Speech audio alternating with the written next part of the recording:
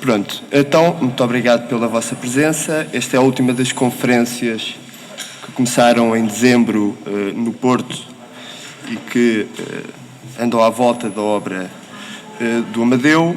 Eu gostaria de começar por agradecer às 3 instituições que tornaram possível este conjunto de conferências: o Museu Nacional Soares dos Reis, o Aquário Vasta Gama e o Museu Nacional de Arte Contemporânea. Gostaria de agradecer também à Maria Filomena Mulder por ter aceito este convite para vir falar mais uma vez sobre o Amadeu, sobre o qual já escreveu vários artigos e sobre o qual já falou várias vezes. Eu não tenho nenhuma cábula com o currículo da Filomena Mulder, porque eu acho que, sinceramente, não vale a pena. Toda a gente conhece a Filomena Mulder, foi professora na faculdade, no Departamento de Filosofia da FCSH durante diversos anos, escreveu vários livros, tem as suas afinidades eletivas em Goethe, em Benjamin, em Wittgenstein e também, penso eu, no Amadeu. Por isso, vou desde já passar-lhe a palavra. Muito boa tarde. Logo pelo título, o título é logo um problema. O que é uma cópia e o que é uma ilustração. As respostas de Amadeu na sua Légende de Saint-Julien l'Hospitalier. E é logo um problema porque Amadeu nunca chamou à sua Légende de Saint-Julien l'Hospitalier, uma obra, um conto maravilhoso do Flaubert. Mais perto? Só um bocadinho. Está bem. Ele nunca lhe chamou ilustração. Chamou sempre desenhos e pinturas. Ilustração chamamos nós. Mas não é bom desencadear uma discussão sobre o que é uma ilustração de um ponto de vista artístico. Acho que é bom, mesmo que ele não tenha dado esse nome. É muito interessante que ele não tenha dado. Porque no folheto em que anuncia os Van Dessin, ele fala deste exemplar único original com desenhos e pinturas. Nunca diz ilustração. Mas eu chamei de ilustração várias vezes e esta aqui é propositada, esta vez é propositada. Cópia parece não ser problemática, mas o que é uma cópia? O que é que vem aí além do título e do lugar onde estamos e do dia em que estamos? Vem uma assinatura de Amadeu.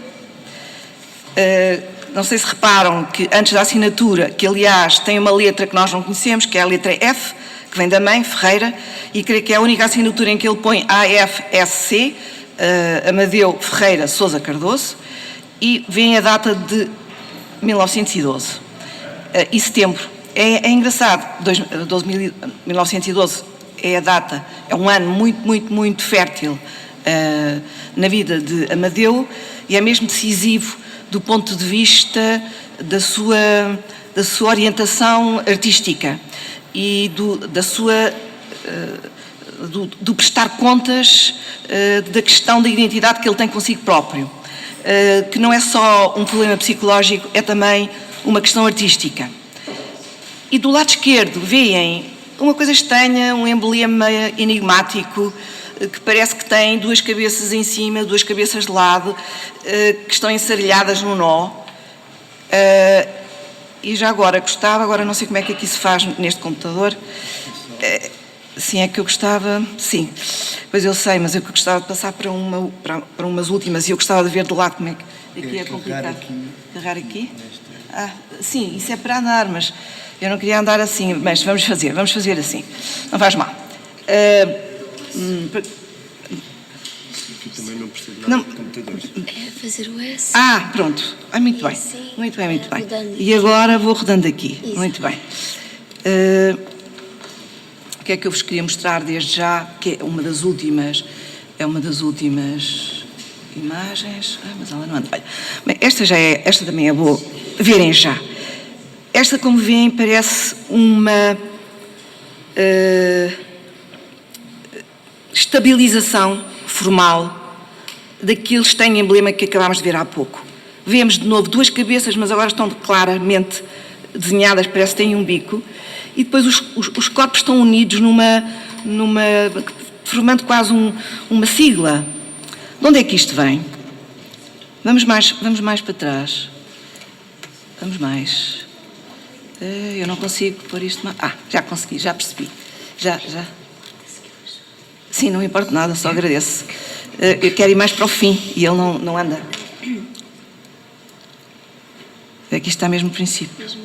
É mesmo, é esta, obrigada. Muito obrigada. E agora, em modo... Ponha, faz favor. Agora, o que é que nós vemos aqui? Vemos mais de uma dezena e meia de assinaturas que vão dentre os anos 1910 e 1914. Lembram-se daquela que vimos há pouco, aquela que anuncia esta conferência, de 1912, e em 1912 há mais 5 assinaturas diferentes. Nenhuma delas tem F. Depois, em 1910, temos 2 ou 3, em 1911 também temos. Depois, em 1913, temos 2, em 1914, temos 3. O que é muito interessante, porque em 1914 qualquer coisa sucede que vai, do ponto de vista da marca do artista, que vai substituir qualquer assinatura desenhada, embora haja pelo menos uma exceção, em que há simultaneamente o tal pochoir, que é uma maneira formal e mecânica de fazer o que quer que seja em pintura, neste caso uma assinatura. Porquê é que eu vos mostro isto? Mostro-vos isto porque Amadeu foi para Paris em finais de 1906. E estes anos já são anos de Paris, 1910, 1911, 12, o tal ano-chave, 13, 14. Ele, 14, regressa a Portugal por causa da guerra. Sempre na perspectiva de, no final de 1916, ou mais tardar no princípio de 1917, regressar a Paris, coisa que nunca aconteceu. Talvez para mal dele. Talvez, não sabemos, ninguém sabe. Mas eu mostro este conjunto de assinaturas porque mostra uma instabilidade que é quase assustadora. Ele está à procura, em todos os anos, de uma assinatura que o satisfaça. Em relação ao nome dele, porque umas vezes põe A. Cardoso, AC, outras vezes põe, nos anos mais antigos põe AC, depois começa a pôr Amadeu Sousa Cardoso, por extenso, depois, outra vez, apenas as letras, outras vezes põe A. Sousa Cardoso, umas vezes com hífen, outras vezes sem hífen, e vamos voltar então à primeira. Isso mesmo. E agora? É a pianista e É a primeira de todas, Exato. Vamos voltar a essa. Esta é a capa, o João acabou de emprestar, esta edição facsímile é de 2006, do Saint-Julien l'Hospitalier. Como veem, la légende de Saint-Julien l'Hospitalier par Flaubert, dessin de Amadeu de Sousa Cardoso, e como veem ele faz esta espécie de fluxo gráfico. Esta obra é uma obra em que há imensas tensões entre o fluxo gráfico, a interrupção gráfica, a interrupção hermenêutica gráfica da escrita e os desenhos e as pinturas. Temos a data, se eu estou a ver bem, temos. Esta cor vai aparecer em mentes-chave, em mentes de um valor dramático muito profundo em relação duas facas ou duas espadas, melhor dizendo, e pingos de sangue. É uma cor que reaparece, é uma cor que tem a ver, aliás, esta cor, segundo os paleontólogos, quando aparece esta cor nas grutas, o Ragoran estudou muito bem isso, quer dizer que o plano simbólico acaba de emergir. O uso da cor ocre, parecido com sangue, parecido com terra, é sempre um sinal de que o plano simbólico acaba de emergir, isto é, o homem percebe a afinidade entre a cor do seu sangue, a cor da terra e o ato de manchar com os dedos e de encontrar pigmentos equivalentes. Portanto, acontece que há grutas que estão pigmentadas do chão até ao teto, todas, paredes, chão, teto. Isso é como uma força simbólica que acabou de se instalar na vida humana. E é muito, muito significativo justamente que Amadeu utilize esta cor. É aqui, não é? A seguir vem o emblema. Amadeu ama os emblemas. Talvez porque o emblema seja outra maneira, outra solução de resolver o problema da assinatura, o problema da sua identidade social e pessoal. A Marina Tsvetaeva, que eu li muito para trabalhar sobre o Saint-Julien, porque ela escreveu sobre uma artista modernista russa, a Goncharova, e também estudou muitas ilustrações que ela fez para obras de poetas russos. O caso de Amadeu é um caso estranhíssimo. Eu não sei se há alguma coisa equivalente. É o caso de uma cópia de um texto estrangeiro numa língua estrangeira. Não tem a ver com a tradição portuguesa. Isto significa, da parte de Amadeu, uma confiança fundamentada, assente, está ancorada num conhecimento muito precoce da obra de Amadeu, como se mostra a carta que ele escreve já em Paris a uma das irmãs, a dizer que o Henrique Pousada pediu as cartas do Flaubert e que elas emprestem o volume das cartas. E elas emprestam, e ele leu as cartas antes dos 18 anos. O que significa uma familiaridade profunda com Flaubert. Flaubert é um escritor extremamente pessimista, em que a relação com a identidade, com as questões da imortalidade, com o fugir de si próprio, fugindo da sua terra, coisa que se encontra completamente numa plenitude cheia de extravagâncias e de sofrimentos e de forças em Amadeu. Esta cópia significa que ele leu muitas vezes La Légende. La Légende faz parte dos Trois Contes, que é a última obra que Flaubert publica em vida, e que é composta por 3 contos, na ordem em que eles aparecem na publicação, em 1877. O primeiro é um cœur simple, um coração simples, depois a Légende de Saint-Julien, que foi o primeiro a ser acabado, mas é o segundo na série, e Hérodiade. Eles estão muito bem traduzidos, os 3, numa edição, é uma tradução absolutamente excepcional, da Relógio d'Água, feita pelo Pedro Taman. É uma tradução insuperável. Claro, eu li os 3 contos. En cœur simple é um dos contos mais maravilhosos que algum dia alguém escreveu. É um conto místico. É preciso saber que Flaubert era um homem dotado de grandes tensões místicas, coisa que é muito clara em Amadeu, desde o princípio até ao fim, e até nas últimas obras um pouco estranhas, de um ponto de vista formal, por relação àquilo que nós conhecíamos. O elemento místico aparece em relação a Santa Teresa d'Ávila, cujas meditações, moradas, ele comprou nesse ano, precisamente, creio que em 1917 ou 1918. Já não me lembro, mas em 1918 pinta isso. Um êxtase. E no caso de Flaubert é muito curioso esta expressão que é muito famosa e dá muito que pensar, que é je ne crois à rien, je suis mystique, je ne crois à rien.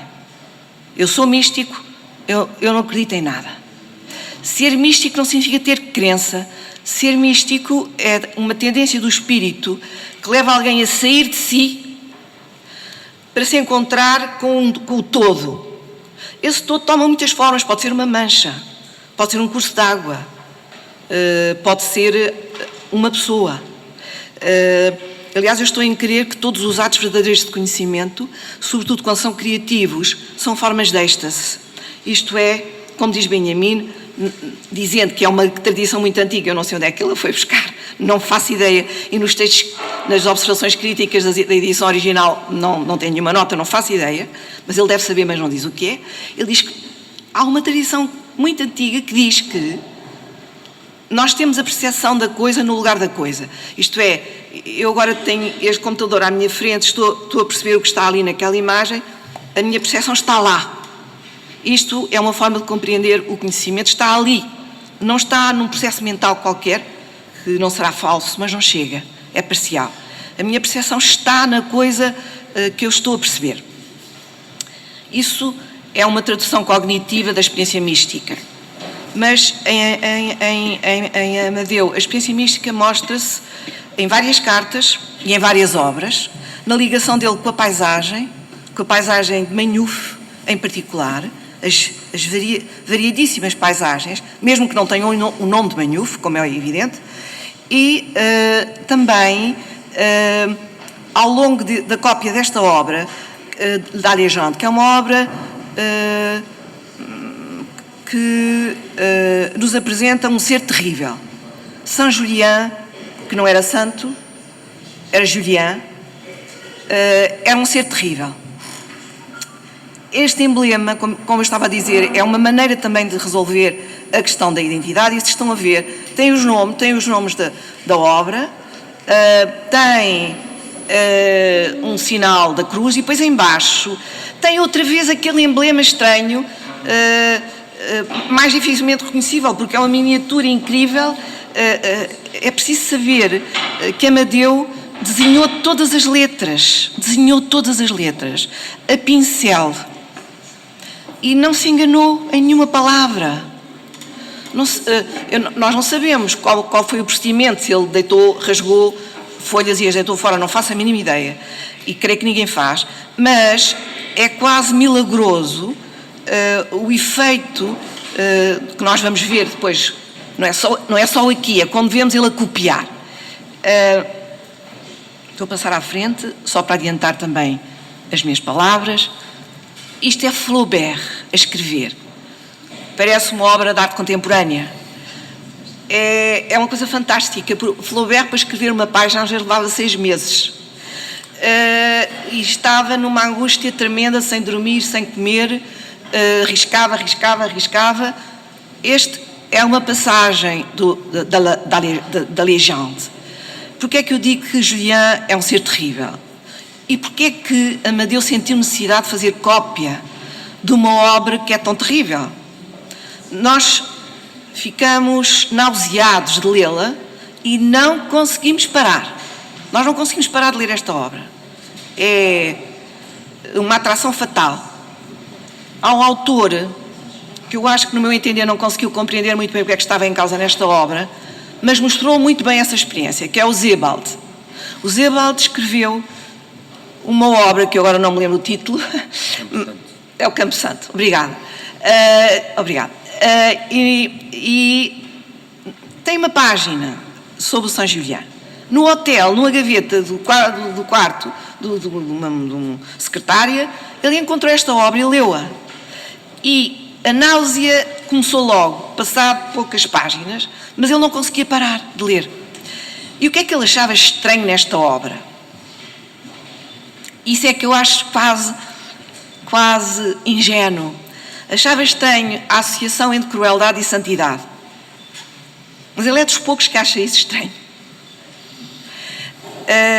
Manuel de Laranjeira foi um grande amigo de Amadeu, 10 anos mais velho que ele. Conheceram-se quando Amadeu tinha 18 anos, em 1905. Escreveram-se um ao outro até 1910. Manuel Laranjeira é um escritor muito particular. As obras dele estão a ser reeditadas, o que é muito bom. E por causa dele, o Miguel de Unamuno escreveu O Sentimento Trágico dos Portugueses. É ele que é a fonte da consideração de Unamuno dos portugueses como o povo trágico por excelência. O povo europeu trágico por excelência. E esse homem reconheceu logo em Amadeu a sua genialidade. E ao mesmo tempo reconheceu que Amadeu era um pessimista como ele. E imediatamente ele percebeu que eram da mesma família. E escreveu, ele era médico, ligado à psiquiatria, e a sua tese de doutoramento era justamente um estudo psiquiátrico-fisiológico sobre a santidade, como uma, digamos, uma doença do espírito, a santidade como doença. É interessante esta ligação que ele tenha feito. Não sei se Amadeu leu esta tese. Eles deixaram de citar em 1910, mas a tese já estava escrita nessa altura. Não sei. O que é certo é que desde Rainer Maria Rilke até Thomas Mann, até Cioran, todos pensaram na relação, e outros pensaram na relação entre santidade e crueldade. Ou pelo menos entre santidade e perturbação espiritual. E aqui trata-se de crueldade. Esta página é um momento do Saint Julien muito decisivo. A história de Saint Julien é a história de um caçador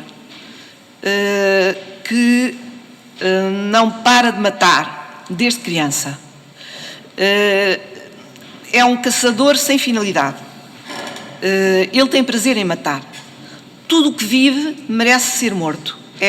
Digamos, se ele tivesse uma divisa, era essa. Ele não suporta a vida nas suas formas mais tranquilas, quando o animal está a dormir, nem nas suas formas de sobrevivência, quando o animal está a comer, ou nas suas formas de distração, quando o animal está a olhar para não sabe de onde. Saint Julien não aguenta a persistência da vida no animal que ele feriu, um pombo que ele feriu, mas que não morreu, e depois, como não morreu, ele está em agonia e ele estrangula-o, porque ele não suporta nenhum movimento vital. Desde a infância que os dentes nascem sem qualquer sensação de dor. Claro, a mãe ensinou a cantar, mas ele nunca cantou, ele é alheio completamente à música. O monge ensinou a ler, mas nós nunca ouvimos ler, na verdade, senão quando é pequenino. Ele delira, ainda não sabe falar bem, mas já delira com as descrições dos combates contra os infiéis ou das descrições de caça. E, muito cedo, o pai permite-lhe tornar-se caçador e associar-se aos mais velhos, aos nobres mais velhos. Ele é filho de nobres, para ir caçar.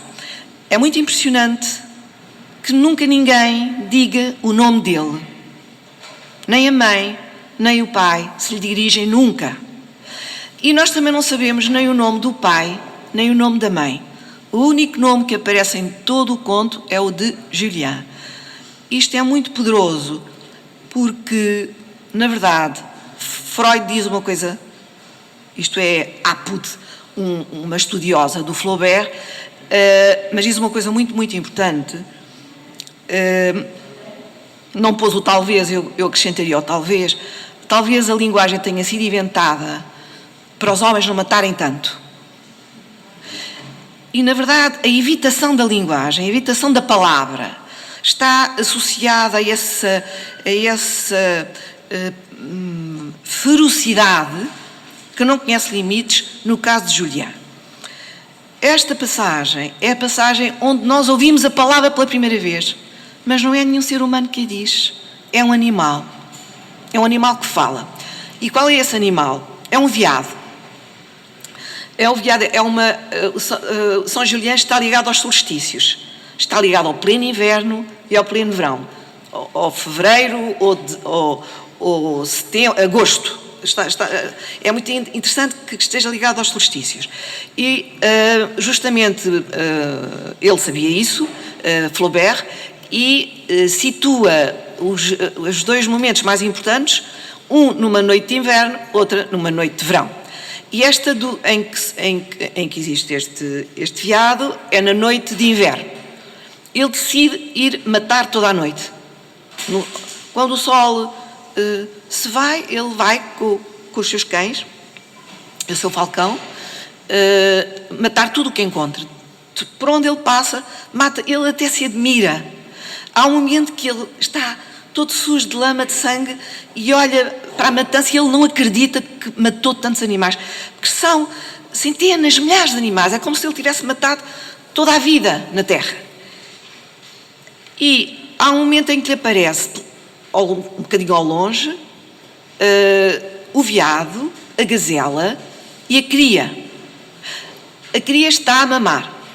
A gazela está a comer umas ervas e o veado está ao lado. Ele começa por matar a cria, deixando a mãe desesperada. Depois mata a gazela e a seguir espeta uma seta na cabeça do veado. Mas o veado não morre logo e começa a correr em direção a ele em galope. Este é o momento desta passagem. E o veado iriço-lhe diz: maldito, maldito, maldito, tu hás de matar o teu pai e a tua mãe. E vai-se embora. Ou melhor, não vai embora, cai no chão morto. São Julián, não era assim? Julián entra num terror absoluto e vai para casa num desvario e deita-se muito rapidamente, pensando consigo próprio: que horror, que horror, e se fosse aquele o meu desejo? Desde sempre que o pai e a mãe aparecem a Julián como animais. O pai, seja faça frio ou faça calor, anda sempre com uma peliça de raposa. E a mãe tem um toucado, parece que tem uns cornos, como nos tempos antigos, medievais. Aliás, há um momento em que ele vê uma cegonha, que é a mãe com outro toucado, e atira para a cegonha. Não mata a mãe, mas é por essa razão que ele sai para sempre da casa dos pais. Mas este é o momento então da maldição. Ele vê os pais como animais. Ele não suporta a animalidade, ele não suporta a própria vida no limite. Não suporta ser filho, não suporta a vida que os pais terão tido para o conceberem, etc. Ele não suporta nada que seja vivo. Agora passamos para o separador. É muito belo este separador, parece assim, eu digo que é o sol do seu cacife. É muito bonito isto no original, porque é dourado, dourado, dourado. E aquele é um negro, negro, negro. E há este motivo por toda a obra de Amadeu, desde o princípio até ao fim. E isto, para mim, é uma das provas, muitas vezes deformado, mas isto é uma das provas mais eloquentes de que a influência do Delaunay não é decisiva. Ele há que tempos que fazia estes círculos, e até de outro género, como vamos ver. Por exemplo, Le Saut du Lapin, que é uma obra anterior a esta cópia, é um óleo que foi comprado pertence ao Art Institute of Chicago, e que pertenceu à exposição do Armory Show que ele fez. E onde vendeu, foi o artista que mais vendeu. É extraordinário. E como veem, vem o olho do Lapin, do coelho. Agora, esta máscara, que eu saiba, talvez a Marta saiba mais, porque sabe certamente mais disto do que eu, tem um título, não tem título esta máscara, é uma aguarela sobre papel, mas veem as deformações dos tais discos. Esta é de 1915. Depois a seguir, Tête Océan, uma aguarela sobre papel, cerca de 1915. A Aima deu uma atração pelo rosto humano constante.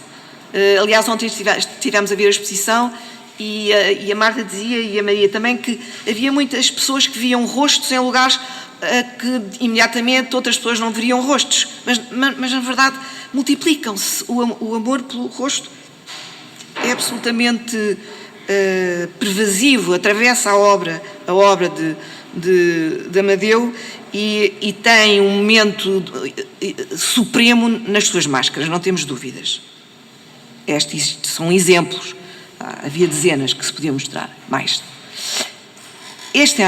Eu gosto muito destas aguarelas, também temos um óleo, pelo menos, em que sabem porque é que isto é muito importante para mim? Porque isto mostra que ele é de manhufo, que ele é minhoto.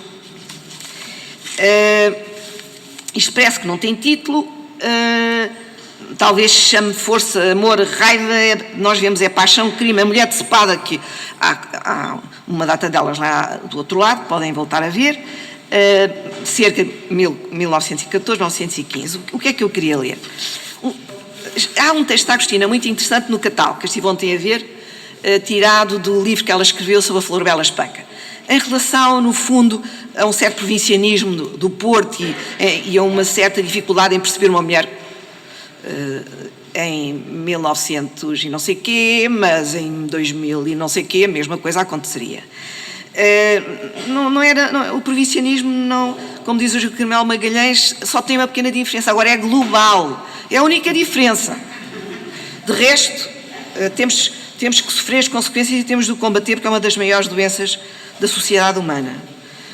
E portuguesa em particular, eu não quero falar de outras, porque eu conheço melhor a portuguesa. Há 2 textos, nestes 3 volumes absolutamente extraordinários que foram agora publicados pela Fundação Carlos Gulbenkian e com edição de uma das netas da Agostina, a Lourença, Baldac, ensaios e artigos, e este é o 2º volume.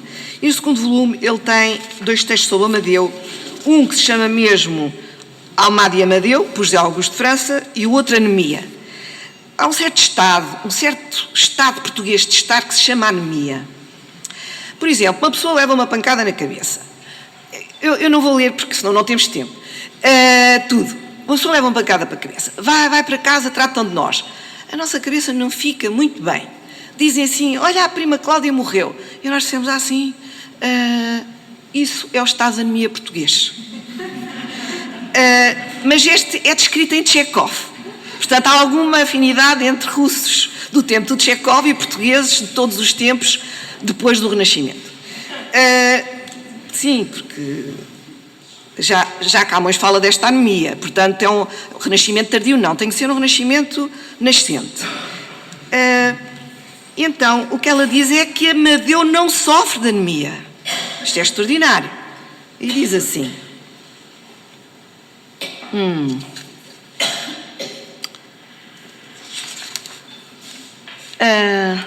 primeiro faz um elogio, não é bem um elogio, ela descreve o Norte.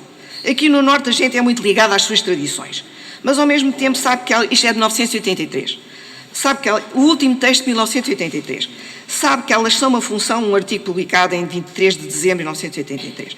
É muito ligada às tradições, mas ao mesmo tempo sabe que elas são uma função e não um limite. Influenciam, relacionam, mas não personificam essas decantadas tradições. Não me estranha que do Val de Travanca, tão cercado por nevoeiros, mergulhado numa sensibilidade regional e pouco interessante, sei-se um dia Sousa Cardoso, para aderir ao manifesto futurista. Entendeu rapidamente que a carroceria de um Bugatti valia tanto como a Vênus de Milo.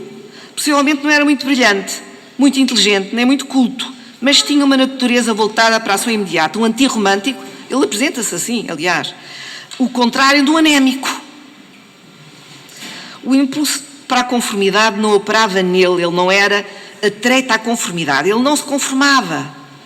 Ele diz, eu em geral desagrado. Ele tinha esta consciência como pessoa, mas ele não fazia disso uma bandeira, mas tanto lhe fazia que desagradasse. Era totalmente anti-anémico. O contrário do anémico. O impulso para a conformidade não operava nele de maneira suficiente para que ficasse submetido aos sentimentos da coletividade e aos seus costumes. O que Sousa Cardoso pintou tem menos significado esteticamente do que um movimento que transcende uma educação, a tradição em suma. É absolutamente extraordinário. O que ela está a dizer é que ele é um inadaptado que saltou para fora do estado anémico geral, e isso é mais importante do que tudo o que ele pintou. É interessante. Eu queria dizer-vos uma coisa. Quando as pessoas são muito inteligentes e de repente têm uma visão muito ardente e muito profunda, são sempre parciais. Mas essa parcialidade é o que vale menos.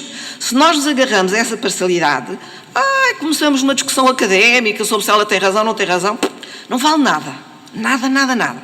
Nós temos é de perceber o que aqui é muito forte.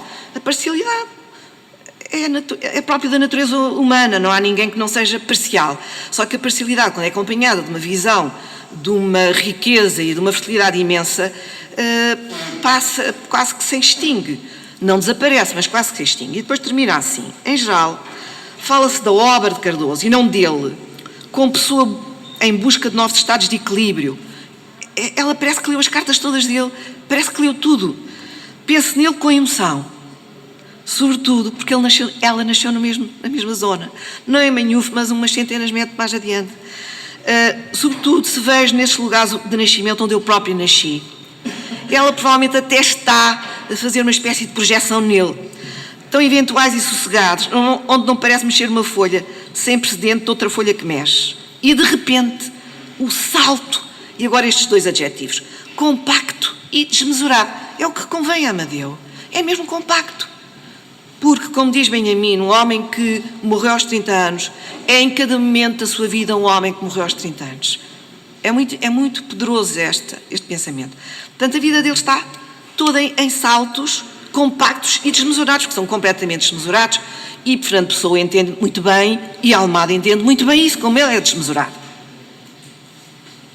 Depois há uns que começam a fazer contas e começam a fazer com uma régua e medem, e depois isso não leva a lado nenhum, porque a desmedida não se mede e ficam baralhados. Tão eventuais e sossegados, onde não parece mexer na folha, já isto. O salto compacto e desmesurado, aquele olhar para o interior de si mesmo, isto é quase entrar na intimidade de Amadeu, como para o estranho mais consumado, ele para ele próprio era um estranho. Esta obra que nós ainda só vimos poucas imagens, eu só estou a fazer aproximação a outras obras, porque é bom verem como as coisas se enleiam, e porque é que fui ler a Agostina, porque ela mostra que ele é um homem do Minho, é um homem do Minho que deu um salto compacto e excessivo, desmesurado. Mas este coração, os amores do Minho, basta ler Camilo Castelo Branco. Basta ler Camilo Castelo Branco. Percebe-se logo. Aliás, ele ofereceu logo um livro de Camilo Castelo Branco à Lucy, logo, para ele perceber o que era a terra dele. Uma terra de excessos. Toda a gente sabe que Minho é uma terra de excessos. Mas os corações estão sempre a sagar e a ser arrancados. E depois aparecem como ornamentos do corpo das mulheres, em ouro, não é? Que se vestem de preto quando vão casar. É para tomar em consideração. Não, é a cor mais nobre, mas também é uma cor assustadora. Portanto, isso é o Minho. E a cabeça de espada da mulher, que aparece constantemente. Eu aqui nem consigo ver onde é que está a cabeça dela, mas há outros... Está no chão. Está no chão, exatamente. Mas há uns em que a cabeça está assim, de lado. Há um lá em cima que nós vimos, e que ela tem uns pés muito grandes, que nós pensamos assim, ela está morta, mas os pés são tão grandes que ela não cai. Vão lá ver outra vez. Aqui, os pés transformados parecem uns barcos, não se percebe nada, mas é uma coisa maravilhosa. Estes azuis dele, também a Maria ontem disse que fazia lembrar o azul do Yves Klein, que nunca conheceu este azul. Bem, eu depois ainda queria ler aqui uma passagem um bocadinho por graça, que ela diz assim: digam o que disserem os críticos, o José Augusto de França, com todas as gambiarras da inteligência assestadas na obra de Amadeu. Temos que pensar bem neste caso, Amadeu pintou por façanha, não por amor. Eu creio que nenhum pintor pintou por amor. Eu acho que o amor não entra ali. É por força. Vontade, talvez, mas uma vontade que não tem nada de voluntária. Portanto, é uma vontade muito estranha, inclassificável. É um rapaz valente, diz ela. E depois diz esta coisa maravilhosa: o fidalgo rural é um mistério insondável. Portanto, o Amadeu é um fidalgo rural, um mistério insondável. Não sei se usar pelas Franças, com neuras, opções e fantasias. Isto é Amadeu por uma pena. Eu sei que os contornos de Amarante são uma toscânia de pequena geografia de vida preguiçosa, até quando se viaja e se tem sucesso. Mas quando José Augusto de França escreve sobre Amadeu, julga que está a lidar com o modernismo, cubismo e mais não sei o quê. Trata-se de um homem, e é o bastante para que conste. É isso mesmo. Não é falso que ele é modernista, mas ainda é mais verdadeiro que ele era um homem estranho, um homem desigual, um homem sem medida, de um Portugal tão pequenino, tão bem medido, tão anémico.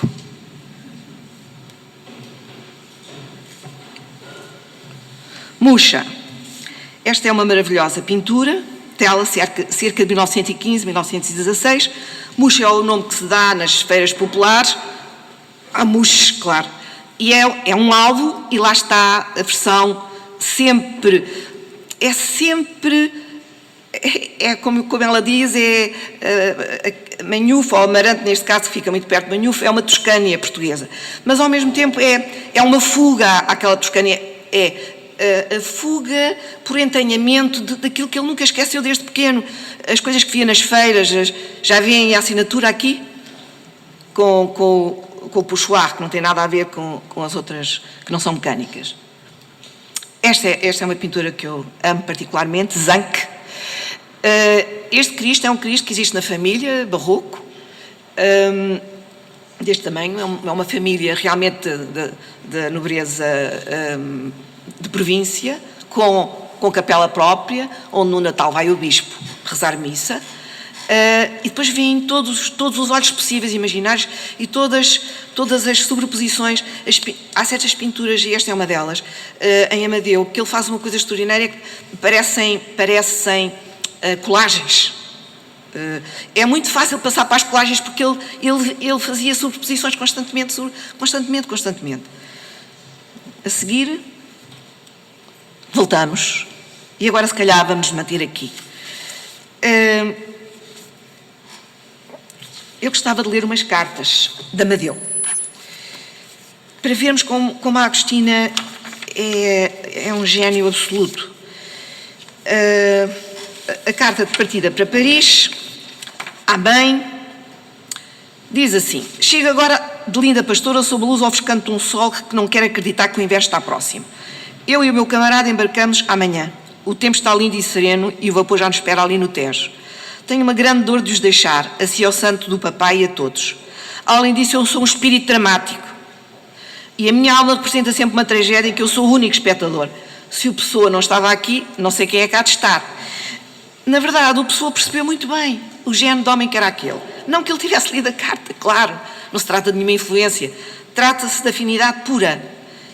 Ele representa uma tragédia e há um desdobramento sem o qual não há vida humana, no sentido, não há conhecimento, nem há comunicação, nem há criatividade, mas o desdobramento dos artistas tem valores particulares, porque é uma forma de intensificação do desdobramento comum de qualquer ser humano e, além disso, é um desdobramento que tem consequências. Isto é, há uma coisa que aparece aqui que não estava feita.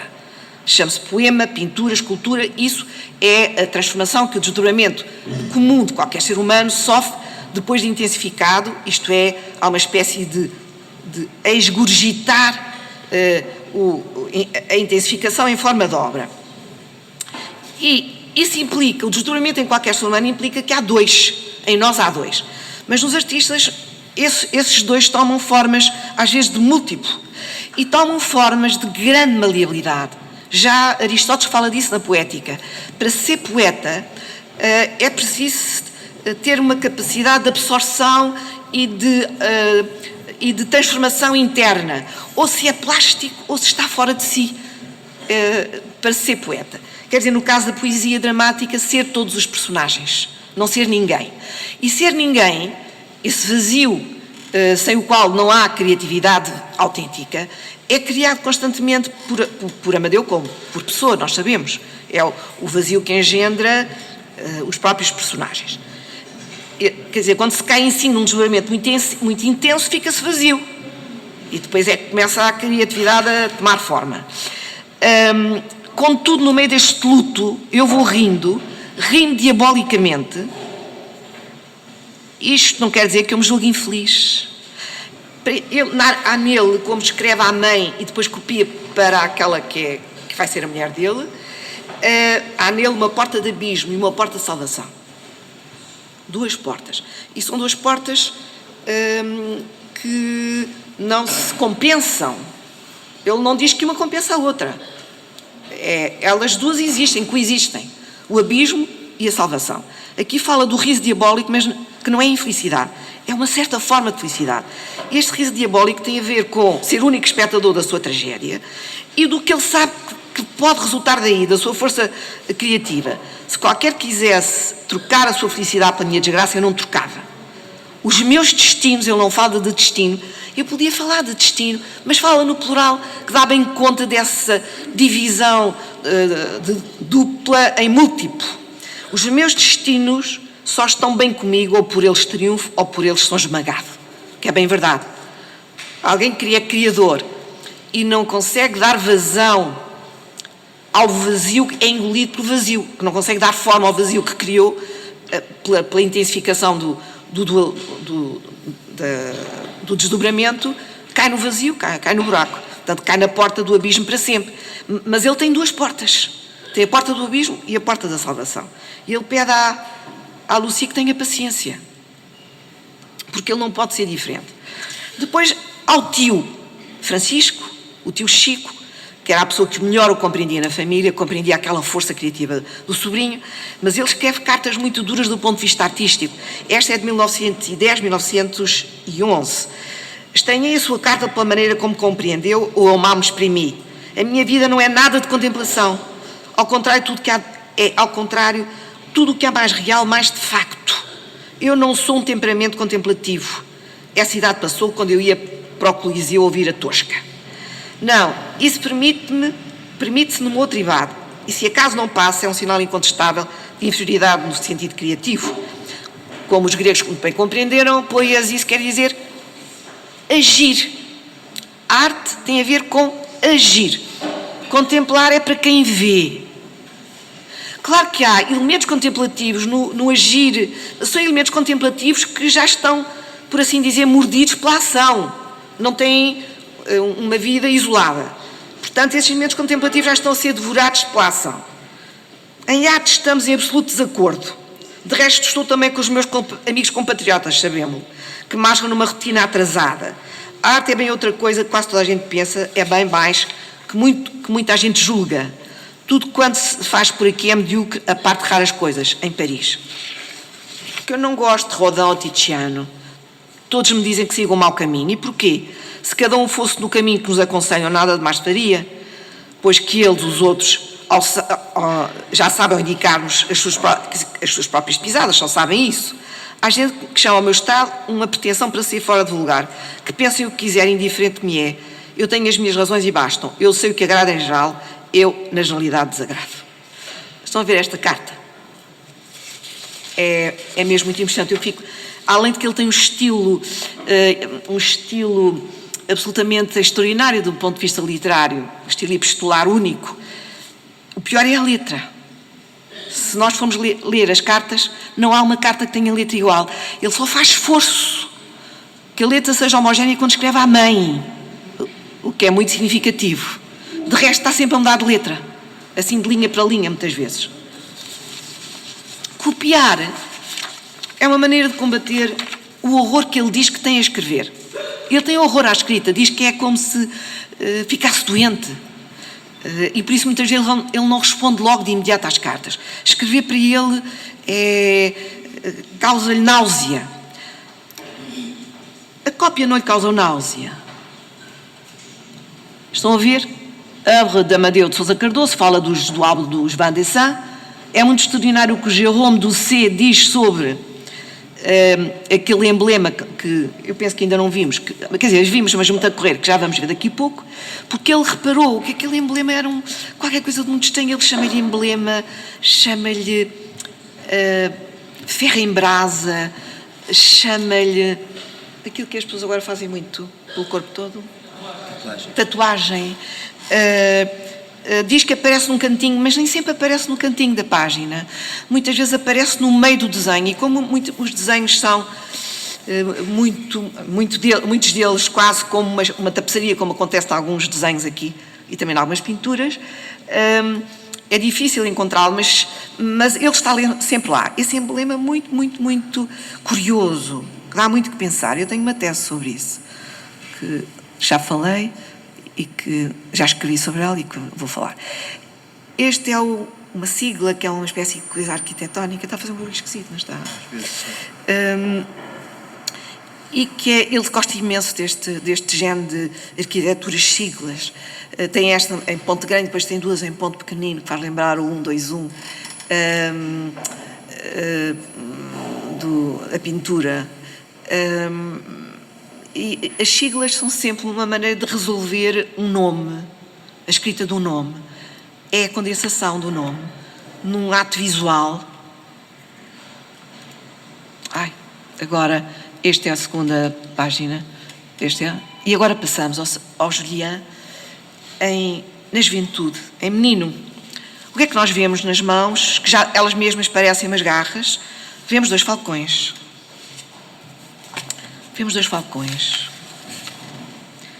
Ele ainda não adivinhava aqui Circante, parece um acrobata, um dançarino, um joker de baralho, cartas, belo, enigmático. Vejam o vestuário dele, onde aparecem também cenas de caça e um falcão. Vejam os pés como ele está, parece que está sentado, parece que está a voar. Vejam os castelinhos, faz muito lembrar o Ex Libris. Este Julien faz parte de uma abertura da cópia, onde não há cópia, e há, por assim dizer, uma apresentação dos personagens. O Ex Libris, estão a ver? E o Ex Libris tem em cima duas espadas que se cruzam e que fazem de novo lembrar um desmembramento do emblema, e em baixo outro género de desmembramento do ponto de vista da flora. E é accomplir c'est vaincre, não é? É o que diz este accomplir c'est vaincre, que é tirado de uma insígnia do estandarte da Bretanha, e que ele utiliza a seu favor. É mais vale morrer que perder, morrer ou vencer. Accomplir tem a ver com isto. É uma luta de vida e de morte. Ora, aqui está o emblema dos Vendée-Saint. Essa tal espécie de fusão de dois, é assim que eu interpreto, de dois falcões em simetria. E a minha tese é esta, é que esta fusão vai analisar-se ao longo do Saint-Julien. Claro que Flaubert fala dos falcões, como fala dos cães, tem um parágrafo inteiro a falar de todo o género de cães que são usados para a caça, e fala do falcão. Mas só fala uma vez ou duas do falcão, ao passo que o falcão aparece nas páginas da cópia dezenas de vezes. Eu vou ler a passagem, nesta edição, a página 56, em que o Flaubert fala do falcão. Estão a ver o falcão, o emblema dos falcões, num dos 20 desenhos que está lá em cima, que tem o tigre. E estão a ver neste... Eu vou, antes de ler, vou-vos mostrar alguns exemplos o falcão aqui está em baixo, estão a ver? Parece que está a tomar voo. E o que se vê aqui, que parecem folhas, não são folhas, é o enfeite do capuz que o falcão tinha. Vão ver como isso é tão claro em certos desenhos. Este desenho deixem-me ver a data que eu não sei de cor, é uma aguarela, não é um desenho, de 1912, justamente a mesma época da cópia. O que é isto? Isto é uma cópia de uma página, da página 9, da Evolução Criadora como se chama? Do Bergson, que Amadeu comprou em 1907, no ano em que saiu o livro, hoje, mas já numa segunda edição. E na página estão a ver, eu vou mostrar ampliado o que ele desenhou ali. Estão a ver? E aqui aparece o elemento parodístico, que é muito comum dos artistas desta época. O elemento parodístico, que é uma atenção, e estão a ver a assinatura tão estranha, tão diferente da outra, de 1912 também. Ali parece quase uma caveira, quase, aquele elemento. Mas vão ver que ela parece ainda mais cómica neste desenho. Aqui são duas garrafas, uma caveira, 4 ciprestes e os ossos debaixo da caveira, do costume, e nós percebemos que aquela imagem, aquele emblema é qualquer coisa que tem a ver com a vida inteira e com a morte em sentido parodístico, com a embriaguez, com o riso diabólico de que ele fala na carta, que está consagrado na visão do animal. Quer dizer que Amadeu percebeu a fusão, o terror, o temor, o horror e a fusão de Julien com os animais. Isto agora é só para verem o género de graciosidade das divisões do livro, 3 partes, eu vou-vos mostrar as 2 primeiras. E aqui é a segunda página do livro. A serpente só aparece uma vez, se eu não me estou enganada, na segunda noite de verão, no solstício de verão. nunca aparecem as serpentes, mas em Amadeu aparecem constantemente as serpentes. A serpente é um símbolo muito ambíguo. Para começar, pode representar a androginia, mas também é muito ambíguo do ponto de vista das forças e dos lugares do espaço. Tanto pode querer dizer um movimento de elevação, como pode querer dizer o afundamento na terra, no subterrâneo mais fundo, como pode representar os impulsos menos reconhecíveis que o ser humano tem em si mesmo, menos reconhecíveis por ele próprio. Também pode querer dizer a malignidade, mas também pode querer dizer metamorfose e ressurreição. E eu acho que Amadeu percebia-se de todos esses sentidos. E esta descrição tem a ver com a paz em que se vivia naquela terra, naquele palácio, né? Estão a ver? E a paz está toda cercada por serpentes. É impressionante. A cópia de Amadeu deixa-me sempre de boca aberta. Nós não podemos ler porque está muito pequenino e eu não vejo. Mas quando nós temos o livro podemos ler. Impressiona-me porquê? Porque ele podia ter começado todas as páginas por um parágrafo e não o faz. Ele começa muitas vezes pelo segundo período de um parágrafo, pelo terceiro, pelo último período de um parágrafo. Às vezes começa no meio de um período, depois de um ponto e vírgula. E tudo isso, sobretudo na primeira e na segunda parte. E porquê? Porque na primeira e na segunda parte é que o falcão reina. Depois dele matar os seus pais, o falcão desaparece. Porque o animal desaparece quando ele mata os pais. Nunca mais aparece nenhum animal. Os animais, aliás, fogem todos dele. Coisa que ele acha muito estranho. Nós não achamos nada estranho, mas ele acha muito estranho. Porque depois dele matar os animais já não lhe aparecem como aquilo de que ele tem horror. Aparecem como aquilo que ele amava, de que ele amava aproximar-se. Portanto, esta história de Saint Julien é uma espécie de vai-vem no coração do homem, da relação entre ele e os animais, sob uma forma da crueldade suprema sem qualquer finalidade, e de uma identificação do animal com o humano na figura dos pais, e depois a libertação dessa identificação a partir do momento em que os pais foram mortos, o parricídio se deu, e a aproximação aos animais por causa disso. É uma coisa extremamente complexa da psicologia das profundezas, muito complexa. A seguir vem o interesse que ele tinha por todos os emblemas da Bretanha, uns transformados por ele, outros não. A onça, por exemplo, que aparece lá em cima, é constantemente alvo do interesse dele, como a falsa aberta do animal, que aparece também mais para a frente. Eu não sei quanto tempo tenho, porque eu gostava que vissem as imagens todas. Digam quanto tempo. Temos tempo? Eu agora ia mostrar as imagens e não vou ler, porque depois posso ler outras coisas que eu tinha pensado. Esta é maravilhosa. Como eu vos disse, uma relação... Não, mas eu queria ler a passagem do Falcão, esperem. Essa tenho mesmo de ler. Muitas vezes levavam até ao campo cães treinados para a caça de aves. Não leio esse parágrafo, já vão perceber porquê, só o início. Depois, outro parágrafo, de outras vezes batiam tambores para desalojar as lebres. As raposas caíam nos fossos, etc.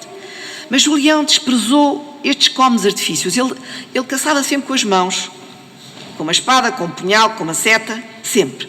Com uma adaga. Preferia caçar longe das pessoas, a sós com o seu cavalo e o seu falcão. Era quase sempre um grande falcão tártaro da Sítia, branco como a neve.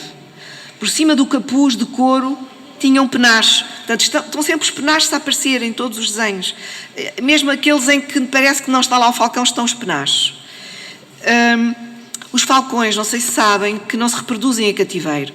Portanto, eles tinham de os libertar para se poderem reproduzir. E depois eram outra vez caçados. Mas as crias, entretanto, ficavam a alimentar-se. E era um treino muito difícil. Um falcão era um objeto precioso, era como uma joia. Podia-se oferecer um falcão como presente entre nobres de alta estirpe. Era um animal que estava associado à libertação das coisas terrenas. Porque o falcão, nas descrições todas que nós lemos neste livro e naquilo que aparece em Amadeu, caça e larga o animal caçado. Portanto, não o come. Ele quer voar para o azul, como ele diz. E parece que Julián, depois de matar os pais, quer voar para esse azul. Para onde vai o falcão? Sente que o falcão já desapareceu do seu imaginário, isto é, do imaginário de Amadeu. Porque isto é Amadeu, a imaginar também. Não é só o personagem de Flaubert. O falcão é falado aqui depois mais uma vez ou duas. É muito diferente da obsessão de Amadeu. Acho que eles alcançam em pleno voo, ou quando eles caem sobre a presa, para aí 280 km por hora, é uma coisa vertiginosa. E é essa velocidade também que é muito apelativa, porque sobem para o azul e descem e sobem para o azul. Bem, tremulavam-lhe os guizos de ouro, porque eles eram enfeitados com ouro e pedras preciosas nas patas brancas. E mantinha-se firme no braço do seu dono enquanto o cavalo galopava e as planícies sucediam. Julião, desatando-lhe as correias, soltava de repente. O audaz animal subia a direito pelos ares como uma flecha. E viam-se duas manchas desiguais rodar, juntar-se e depois desaparecer nas alturas do azul. O falcão não tardava a descer despedaçando um pássaro qualquer e voltava a poisar na manopla com as duas asas frementes. Julião caçou deste modo a garça real, o milhafre, a gralha e o abutre. Esta passagem aqui, as armas, depois das armas, isto é a profecia. Eu tinha dito que o único ser que falava era o animal, o veado, mas não é só o veado, eu tinha-me esquecido deste pormenor. É também, aparecem dois seres, um boémio e um ermita. Do boémio não se ouvem as palavras diretamente, é em discurso indireto, mas o ermita ouve-se em discurso direto. A mãe acabou de ter o filho e ele vai junto da cama e diz: o teu filho será santo. E o boémio, entretanto, diz que ele será um rei, etc. E nesta altura, não sei se veem, há aqui duas cercaduras. Uma cercadura, aliás, a ilustração, porque é que eu chamo ilustração? Porque, tradicionalmente, uma ilustração evita o rosto humano. Primeiro ponto. Segundo ponto, utiliza todas as figuras das plantas, dos meandros, dos rios, dos movimentos que o vento produz nas folhas, etc, etc. E nós vemos esses elementos aqui, e também vemos animais, mas vemos muitos elementos minerais e vegetais. Mas aqui há duas cercaduras, uma muito próxima de um elemento tradicional da ilustração, e outra que é muito misteriosa, porque parece quase que aquelas linhas querem formar sílabas, querem formar letras.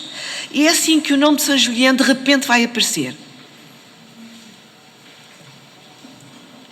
Aqui os esposos esconderam o seu segredo. Quer dizer, a mulher nunca disse que tinha aparecido o ermita e o pai nunca disse que tinha aparecido o boémio. E aparece esta coisa muito delicada, mas há aqui uma coisa assustadora, que são estes três círculos negros, com um centro dourado muito profundo. E à volta, estas figuras que têm corações, estrelas, figuras geométricas imperfeitas, meias luas, mas eles estão a esconder um segredo. Há quem interprete a morte deles como uma consequência de terem guardado um segredo. Mas o segredo não era a maldição, o segredo era a felicidade. E quando uma mãe ou um pai sabem que o segredo é a felicidade, não contam. É da sabedoria das nações que nós nunca contamos ou não devemos contar. Um sonho feliz. Só um sonho infeliz é que se deve contar. Porque parece que o sonho infeliz contado não se cumpre e o sonho feliz contado o sonho infeliz contado não se cumpre e o sonho feliz contado não se cumpre, mas não se cumpre tem dois sentidos, nos dois casos, dois sentidos diferentes, um é bom e outro é mau. E é verdade que nós, quando temos um segredo bom, antes dele se realizar, não queremos contá-lo. É como alguém mostrar uma obra que está inacabada a alguém que não seja artista. É muito mau, muito mau. A um artista, sim, mas a uma pessoa que não seja artista é fatal, como ler um poema que está meio feito a um amigo que não lê poesia ou coisa parecida, é o mesmo género de coisas. E eles não contaram um segredo, portanto eu acho essa interpretação falsa. Acho mais é que esse segredo não valia nada. Porque ele, para ser, ele foi rei, até foi imperador, mas para ser santo ele passou pelo sofrimento da morte deles, e se eles não podiam adivinhar. A seguir, vem a serpente outra vez. Imaginem, é a passagem que Flaubert fala do falcão, aquela que eu acabei de ler, e ele desenha uma serpente, porque Amadeu vê uma relação muito profunda entre a serpente e o falcão. E são dois animais quase emblemáticos aqui, quase que ordenam a própria hermenêutica que ele está a criar com a cópia e os desenhos e as pinturas. Eu chamo ilustração num sentido muito nobre, como a Marina Tsvetaeva chama, o verbo utilizando, ela sabia muito alemão, utilizando o verbo alemão, nachdichten, que é como restituir a energia de qualquer coisa, dando a ver um ponto de vista que só essa restituição permite. É por isso é que eu lhe chamo ilustração. E a cópia, para mim, para não me esquecer disso que é tão importante, é uma maneira de Amadeu resolver por momentos, artisticamente, porque não resolve até ao fim da sua vida, mas esta resolução é poderosíssima, o seu problema de identidade com a escrita, por um lado, e o seu problema de relação com toda a família. No fundo é como um Manhuf inteiro. Ele oferece esta obra ao pai no Natal. Ele foi para Paris para estudar arquitetura, mas não estudou nada. Andava sempre a ver exposições e a ver se conhecia artistas. Ele queria era ser pintor. E os pintores não eram bem vistos. Um arquiteto, sim, era uma pessoa séria, que fazia coisas sólidas, mas um pintor, não. E esta obra é para Amadeu um ajuste de contas com a sua própria inadaptação, um ajuste de contas com a incompreensão da família em relação a ele, e ao mesmo tempo tem a ver com coisas profundíssimas que eu penso que já as referi e que não largam esta cópia. A cópia é uma coisa muito extraordinária. Eu agora tenho que falar da cópia. A pessoa que melhor falou da cópia foi Walter Benjamin. Muitos de vós conhecem seguramente este texto, que é tirado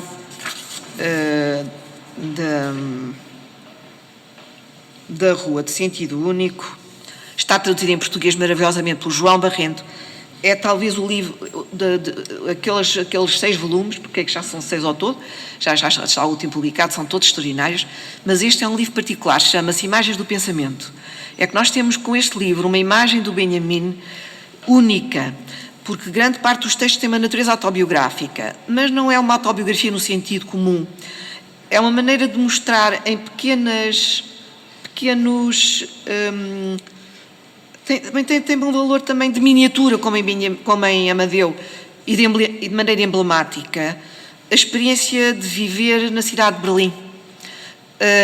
A experiência terrível da cidade de Berlim nos anos 20-30.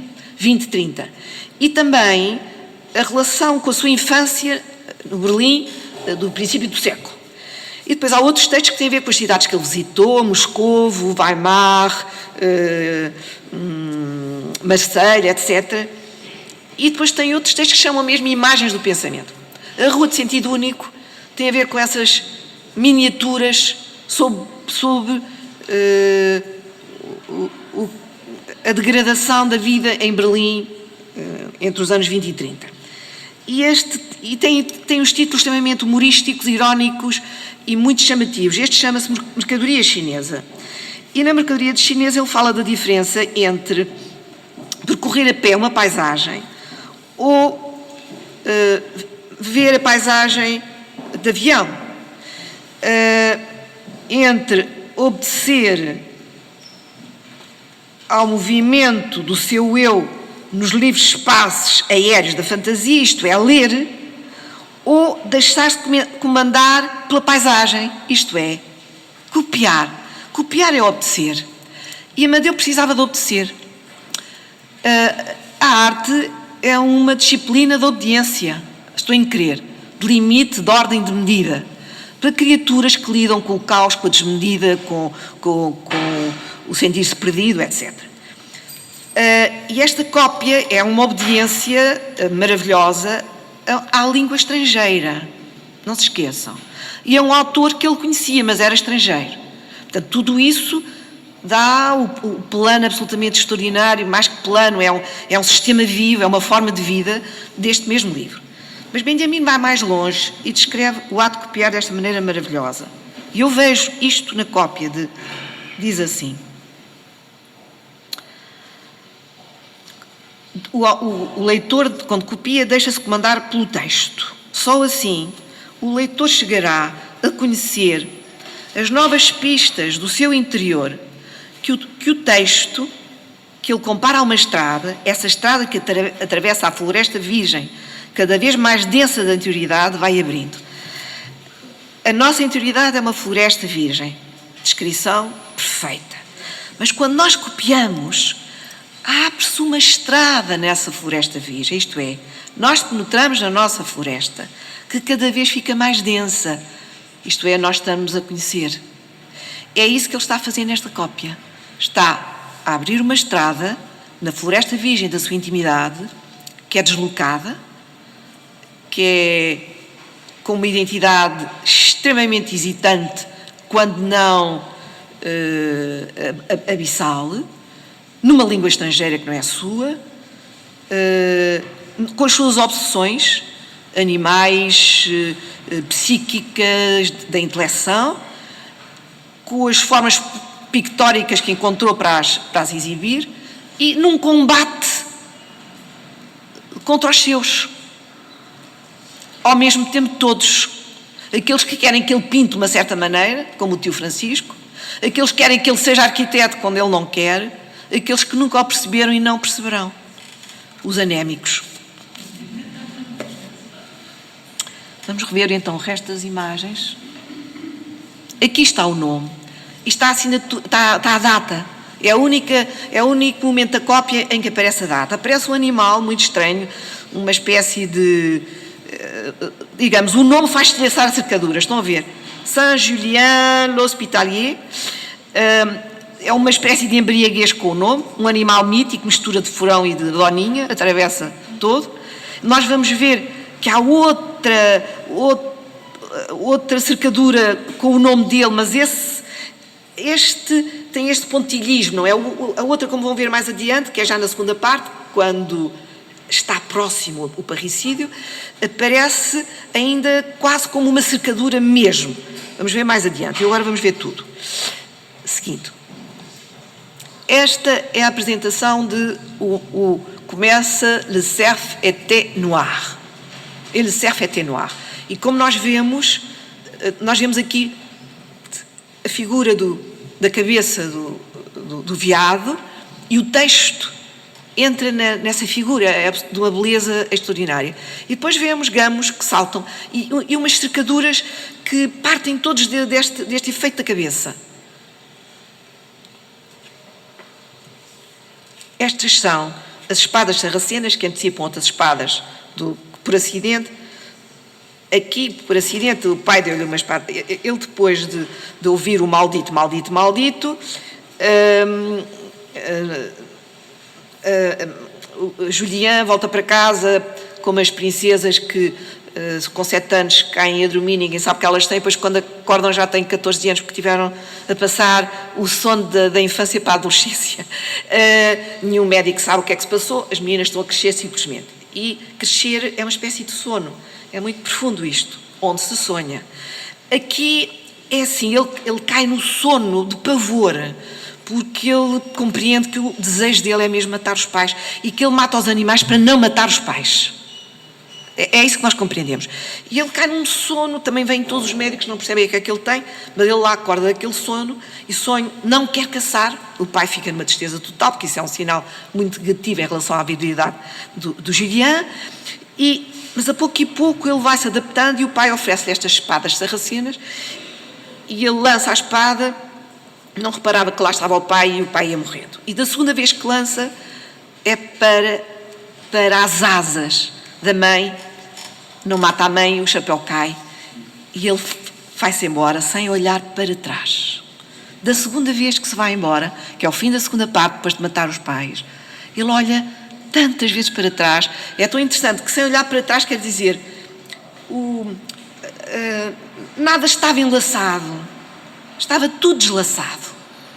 E depois de matar os pais, de repente ficou tudo enlaçado. E parece que ele não quer partir. Já não é a terra dele, já não é a casa dele, é a casa do imperador da Occitânia, ele casou com a filha dele, é a mulher que ele lá deixa. Aliás, não há só uma figura feminina no tal introito que nós não vimos na íntegra, e por isso está tão longe dos Vandação, onde a figura feminina é tão exuberante e tão importante.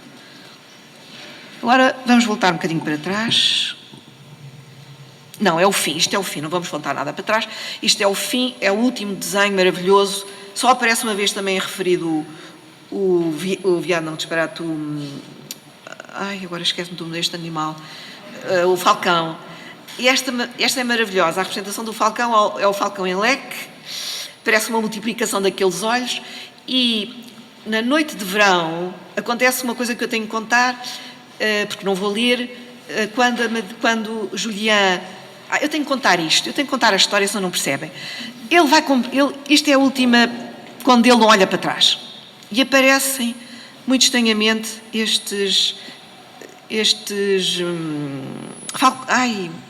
pavões. Os que me conhecem sabem que eu estou sempre a enganar nos nomes. Quer nomes próprios, quer nomes comuns. E está a gravar-se, portanto, isto está bonito. Parecem rodas que vão produzir qualquer coisa misteriosa, aqueles leques maravilhosos. E o pavão era um animal místico, entre os medievais, representado à hora do crepúsculo, no horário místico. E representa a ligação com o todo, representa também os olhos que veem e são vistos ao mesmo tempo, a iluminação. E quando ele vai-se embora sem olhar para trás, entra em toda a espécie de combates e de lutas e de guerras, como assassina soldo, como matando os infiéis, ou como combatendo uns povos contra outros, até que protege o imperador da Occitânia. Ele não quer nada, mas o imperador quer lhe dar, ele não quer receber nada, mas o imperador, ele vê a filha do imperador, acha que ela é muito bonita, ele já percebeu que pode ser esse o presente, e ele fica a viver com a princesa, com a filha do imperador. Mas acontece que a vida é um tédio absoluto. Ele nunca mais caçou. Porque ele percebe que se caçar vai matar os pais. Ele percebe que aquela maldição se vai cumprir. E ele conta isso à mulher. E a mulher diz, não, disparado, os teus pais com certeza que já morreram. Eles já são tão velhinhos. Tu estás tão longe, eles não sabem onde tu estás. Mas ele sonha, ele não quer caçar. E ele sonha, tem sonhos terríveis. Sonha que está no paraíso e que é Adão. E que à medida que os animais vão aparecendo, ele vai matando-os. Em vez de dar um nome, estão a ver? Em vez de dar um nome aos animais, vai matando-os. E acorda com os olhos arregalados, porque ele quer matar todos os animais, mas contém-se. É só festas e festas. Ele não aguenta, é tantas flores, tanta paz, tanta alegria. Nada, ele não aguenta nada daquilo. Até que a mulher diz, não, tu estás num estado tal, estás numa insatisfação tal, que só se fores caçar é que vais ficar em paz. E ele sente uma raposa passar, estava a acabar de cair a noite, e ele diz, a única vez que ele fala, porque ela diz isto, e ele só fala esta vez, em discurso direto, só vou caçar porque tu me estás a dizer para eu ir caçar. E ele segue, mas ele é como uma pessoa com fome, ou que gosta de um doce e ver o doce ali ao pé, ele não pode conter, a saliva cai-lhe pela boca fora. E ele vai matar os animais e não consegue matar nenhum. As armas deslizam pelos animais, todas as armas. E os animais seguem, à medida que ele vai perdendo, à medida que vai as setas caindo, as adagas caem, os animais vão seguindo, fazem um cortejo atrás dele. E ele começa a sentir um terror enorme e começa a andar muito depressa. Os animais andam muito depressa. E depois ele abranda a marcha. Os animais abrandam a marcha. Há um que lhe tira o chapéu, outro que lhe dá um pequeno encontrão, mas nada para o magoar. Não usam nem os dentes, nem as garras, nem a força para o magoar. E ele chega a casa numa fúria terrível. E acontece uma coisa muito curiosa. Aqui eu acho que o Amadeu vai além de toda a interpretação possível. O parágrafo começa. Ele chega descalça as sandálias e o parágrafo começa. E uma luz muito fraca, porque ia começar a alba, passava pelos vitrais. Mas não é assim que começa a página de Amadeu. A página, isso é o fim da página anterior. Como começa a página, é assim. E ele tropeçou em roupas que estavam caídas no chão. Foi o primeiro obstáculo que ele teve toda a vida. Quer dizer, ele sofreu uma experiência de obstáculo no sentido, o seu desejo não foi preenchido. Ele não conseguiu matar nenhum animal. Portanto, ele estava numa fúria e numa sede absoluta. E é este obstáculo que desencadeia a morte dos pais. As roupas eram de quem? Eram dos pais, que tinham gasto toda a sua fortuna andando de terra em terra à procura do seu filho. Até que chegaram a Occitânia, àquele lugar onde vivia. Deram sinais de Julián que fizeram crer à mulher que eles eram mesmo pais. Para lhes dar um lugar de honra, ela ofereceu-lhes o seu quarto. Eles despiram-se e deitaram-se. A Julián, quando entra no quarto, começa assim a descrição, mas não começa assim o parágrafo de Flaubert. É assim que começa a página de Amadeu. E ele tropeçou no vestuário que estava caído no chão. Ele pensa que a mulher o está a traiçoar com o homem e mata o pai e a mãe. E depois, quando vem mais luz, ele olha para os olhos e vê os olhos cegos da mãe e percebeu que os matou. Portanto, e depois vai-se embora, faz umas exéquias, fundos muito extraordinárias, muito honrando os seus pais, despe-se, veste-se de mendigo, descalça-se e depois vai-se embora olhando inúmeras vezes para trás. E a terceira parte é o encontro com o leproso que se revela ser Cristo e que o leva para o azul, para onde ele sempre quis ir como Falcão. Então, agora vamos ver as outras imagens. Isto aqui já é a segunda parte, uma noite de agosto. É assim que descreve, a profecia começa a cumprir-se. O nome do santo deixa de poder ser lido no intervalo que as guerras e mortandades dos homens. Várias pedrinhas, estão a ver, em formas geométricas, vão dar origem ao nome. Carreguei. Estão a ver o nome a formar-se? O nome a formar-se? É esta maravilhosa relação entre pintura e escrita que ele consegue. Enquanto Julián se despera rodeado de animais que não o ferem nem mordem, nem espezinham, e que ele não consegue matar, chegam ao palácio os próprios pais. Tudo se conjuga para que ele receba o nome de santo e vá para o puro azul. Regressamos à primeira parte para quê? Para ver a matilha. São Julián com a matilha. Já não é aquele jovem com os falcões, mas ele tem na manopla aqui o falcão na mão. Há uma pintura quase equivalente. Vêem os efeitos do falcão no chão por todo o lado, enxameando o chão e o céu por todo o lado. Vêem a pintura da mesma época. Aqui a figura do príncipe e a matilha tem os olhos fechados. Aqui é uma das tapeçarias que ele viu no Palácio de Carriolé e nós percebemos a importância que teve aquele enchimento maravilhoso da tessitura destas peças que ele viu. Este é o outro emblema e vemos os falcões e é um emblema extremamente complexo que já tem um elemento místico, já tem São Julián como santo, mas aparece no início, e no centro outro emblema que tem a ver com o tal da onça, mas de lado vemos um desdobramento dos falcões. E aqui os falcões reinam de toda a maneira e feitio. Isto nada tem a ver com o texto, tem a ver, mas ao mesmo tempo tem a ver tudo com o texto, pela interpretação que eu faço. Este é extraordinário. Isto é, toujours enveloppé d'une pelisse de renard. O pai é um animal. E qual é o animal por excelência? É o falcão, porque ele quer tornar-se um falcão. E Amadeu percebe isso. A seguir, mais falcões. Nós estamos a voltar para trás. Mais falcões. A persistência da vida do animal irritou a criança. Isso é o pombo que ele acaba por como chama, matar, apertando o pescoço ao animal. E a primeira morte é um pequeno ratinho que ele via quando ia à igreja rezar e que o irritou porque estava a brincar. Ele percebeu que ele brincava sempre da mesma maneira. E um dia matou. E teve uma alegria tão grande de o matar que pensou, que alegria tão grande. Escondeu o ratinho, enterrou e a seguir a matança começa até ao fim. Os falcões, estão a ver? Sempre os falcões, sempre os falcões, sempre falcões em todas as descrições. Aqui é a descrição suntuosa dos movimentos de falcão que desaguam no azul, e que é quando ele mata à paulada os lobos, mas no texto não há nenhum falcão aqui, só há falcões e serpentes. Estão a ver?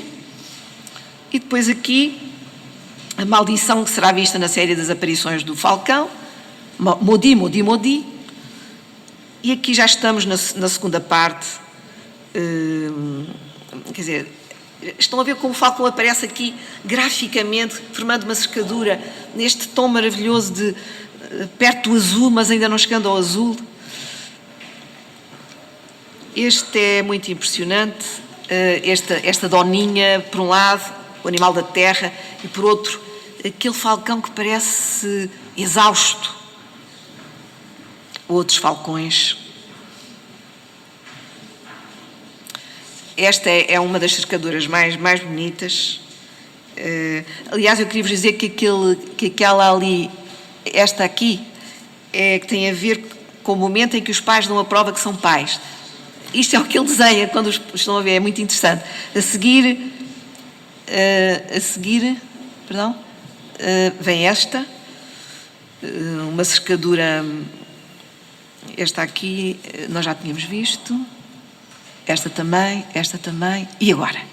Esta faz uma espécie de equilíbrio com a outra, lembram-se? E que aparece o nome completo, de novo, mas com uma cercadura, não de lado, mas a cercadura completa em que se funde a escrita e a pintura. Aqui é o momento, isto é como Julián vê o que lhe está a acontecer. Os animais não o feriram, nem o magoaram, mas Julián vê nisso uma afronta, e Amadeu mostra os animais na sua ferocidade. Mas eles não estavam na sua felicidade. Mas para Julián, os animais são ferozes porque não se mostram como animais. Mostram-se como companheiros, mas ele não quer ver isso, ele só quer ver a ferocidade. E aparece a ferocidade. É assim que Amadeu vê de maneira absolutamente única. E aqui é maravilhoso, porque o nome desapareceu. Estão a ver isto. Os animais observam, ele estava numa espécie de laboratório infernal. Entra no quarto, um vitral coava a palidez, o nome é soletrado em remoinhos, está remoinho, é soletrado, é como se houvesse uma gagueza aqui. E o que é que está de lado? 2 falcões, e depois a identificação dos pais com os falcões que vai aparecer mais adiante. As espadas deitadas, o sangue, estão a ver a cor? Reaparece do título.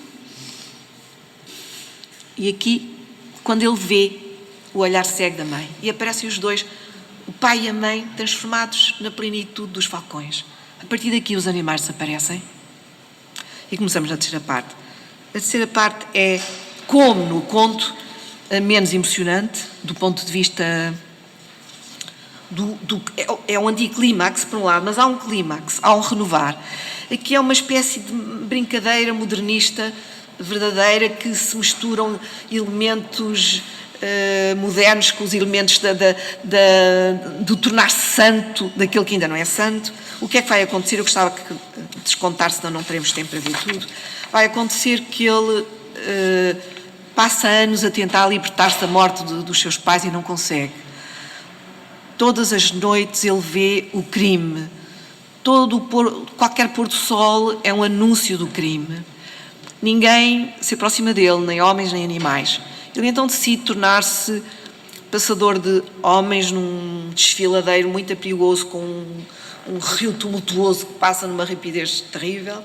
Ele passa pessoas e animais de um lado para o outro da margem, com perigo de vida, não leva nada a ninguém lhe paga. Houve muitos insultos, muito maus tratos. Até que uma noite alguém diz o nome dele.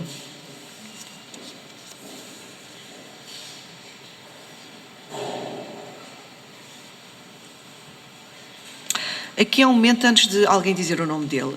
É um momento em que ele se quer suicidar. O sol é negro, é um sol negro.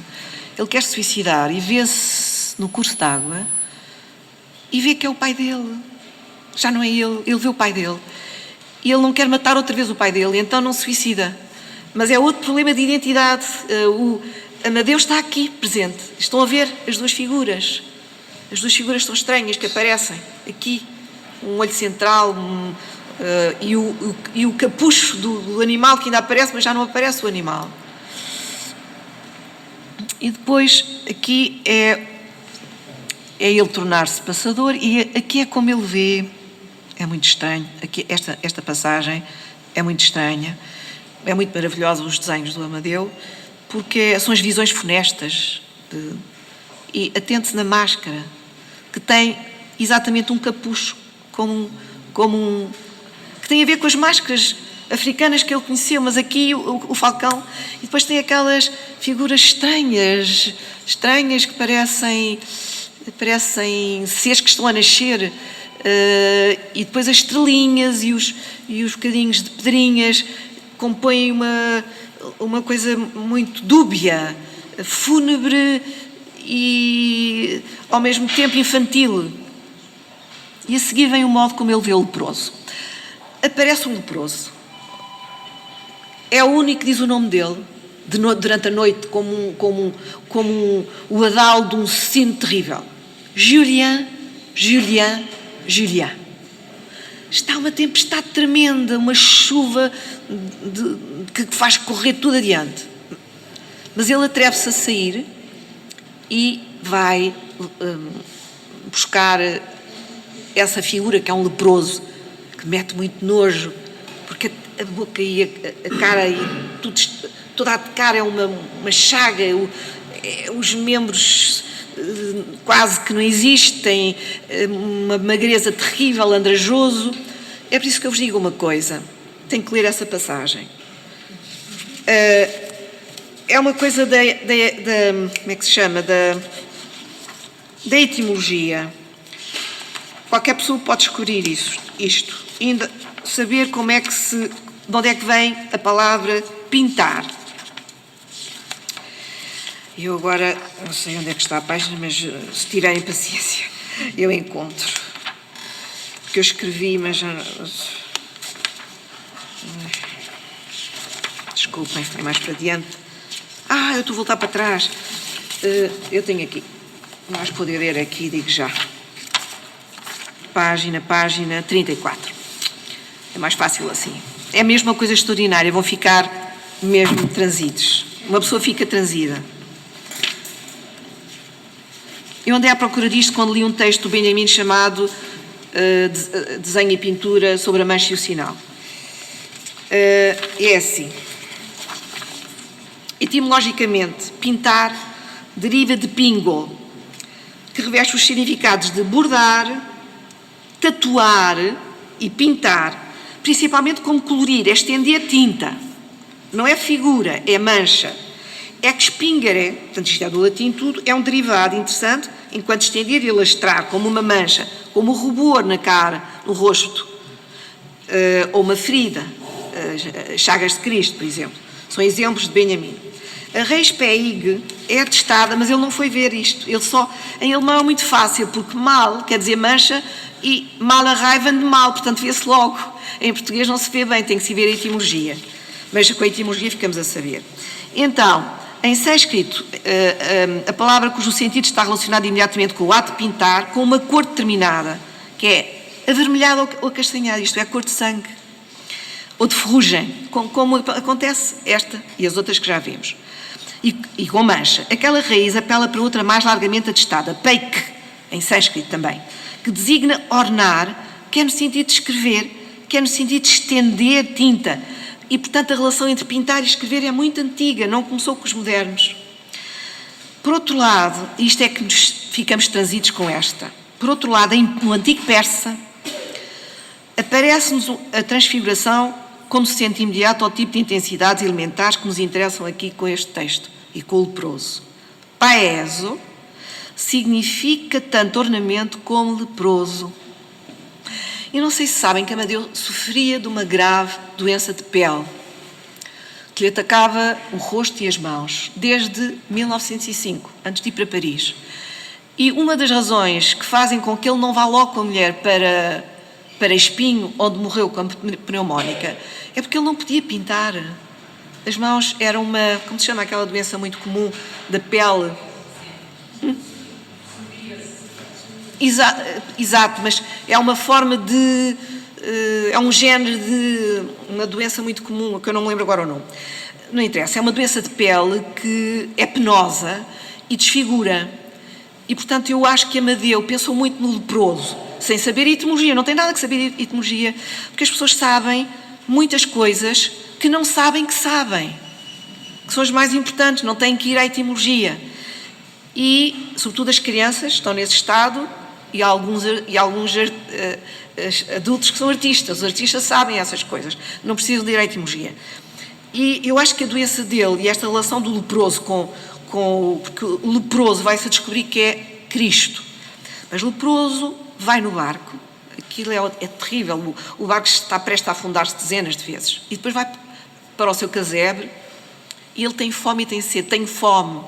Ele dá-lhe um bocado de pão muito duro, não sei se também um bocado de queijo muito duro, que era tudo o que ele tinha. Tem sede. Ele dá-lhe a única coisa que ele tem que beber. E depois diz, tenho frio.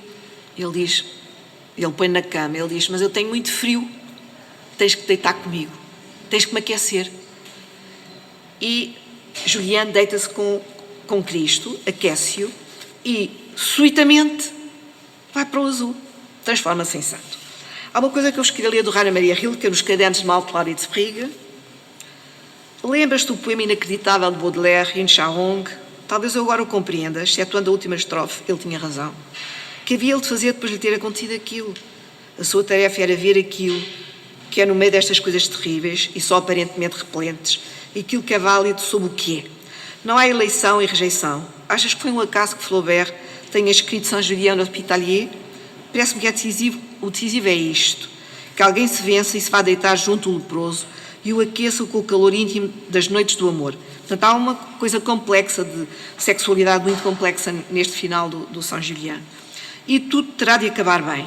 No meio de tudo, esta parte aqui é importante, mas a que vem ainda é mais importante do meu ponto de vista para o que faz Amadeu. No meio de tudo este meu medo, sou afinal como alguém que está em presença de qualquer coisa de grande. E lembro que antigamente senti por vezes dentro de mim algo parecido antes de começar a escrever. Mas desta vez sou eu que vou ser escrito. Sou eu a impressão que se vai transformar. É isso que eu acho que acontece nesta cópia, nesta ilustração do Amadeu, da Légende de Saint-Julien Hospitalier de Flaubert. Obrigada.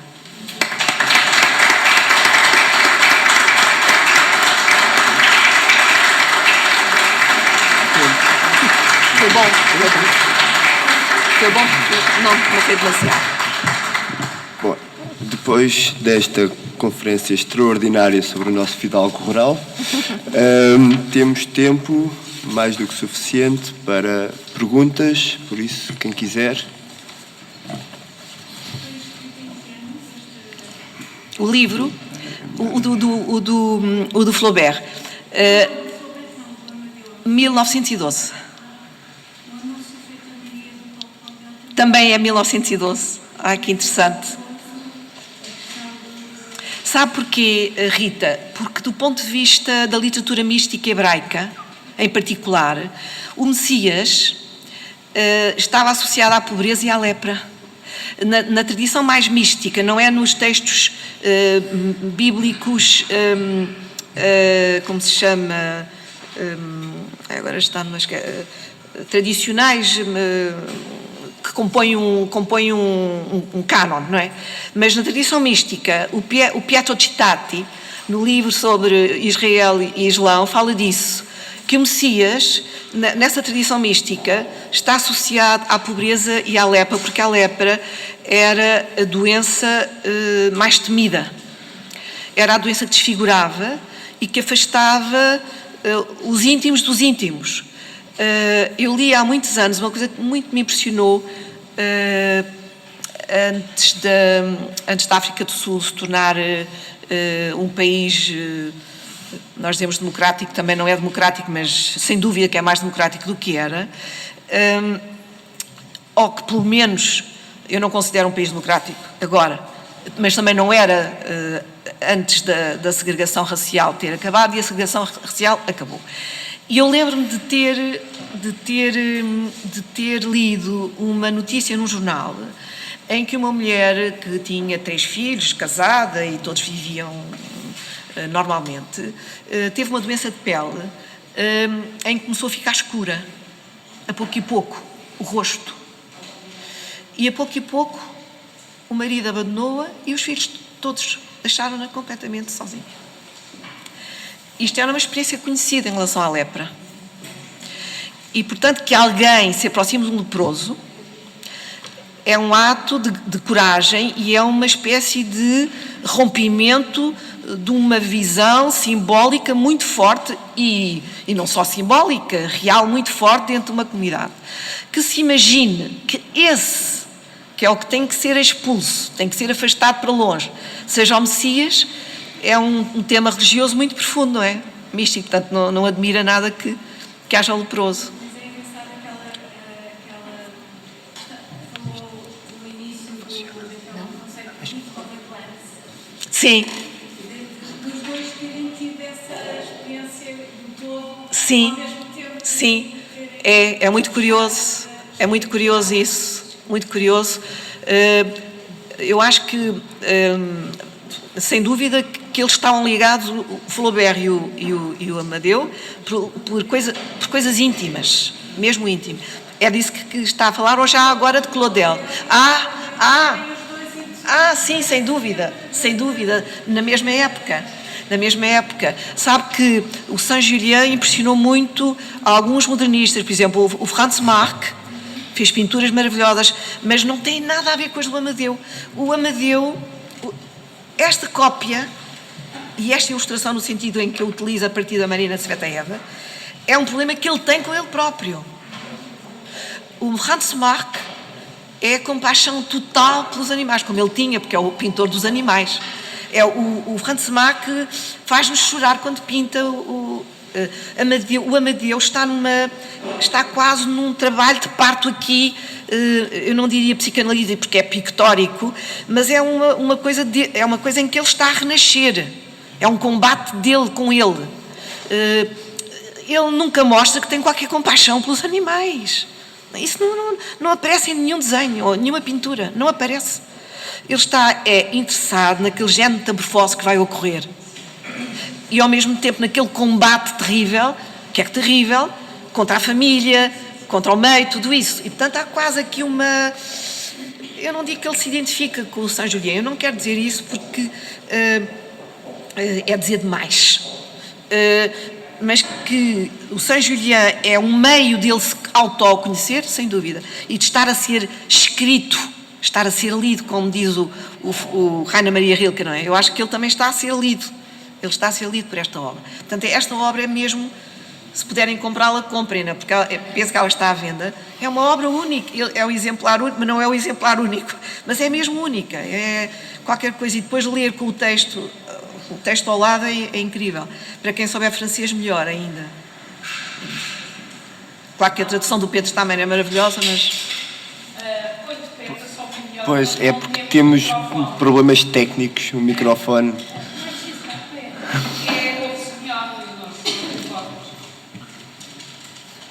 O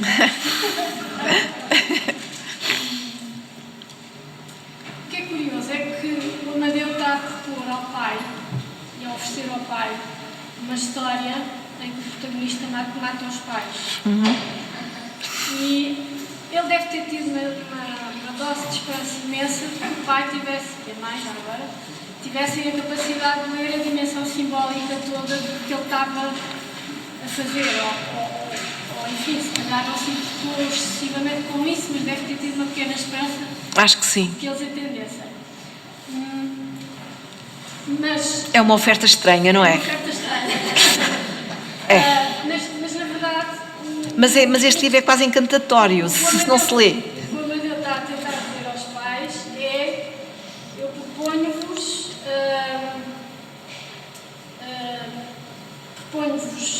oferecer-vos uma morte simbólica, que é aquela que implica que eu corto a minha herança genética e com aquilo que a família e o meio me propõem. É por isso que há tanto, se calhar, também com os animais, porque eu leio manhufo. É, exatamente. Eu proponho-vos um corte simbólico com a zona hereditária que vocês me dão, para vos propor A minha vida. A minha autonomia, a minha vida. E eu não posso deixar de ver.